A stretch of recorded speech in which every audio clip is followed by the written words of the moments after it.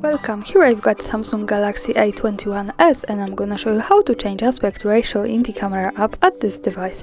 So at first we have to tap on the camera button here to open it, and for now, as you can see, we are in the standard photo mode. Now let's have a look at this button here. When we tap on this, we get access to the ratio, and as you can see, we can pick 3 and 4 ratio, which is now.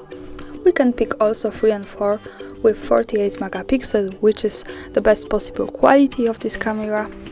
Now let's change it to the 9 and 16. As you can see, the background has changed. Now this is a little bit longer one than 3 and 4. The next one is 1 and 1 here, so this is the square one.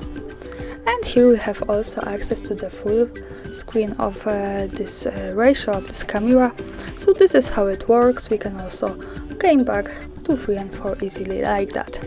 And that's all. Thanks for watching. Subscribe our channel and leave the thumbs up.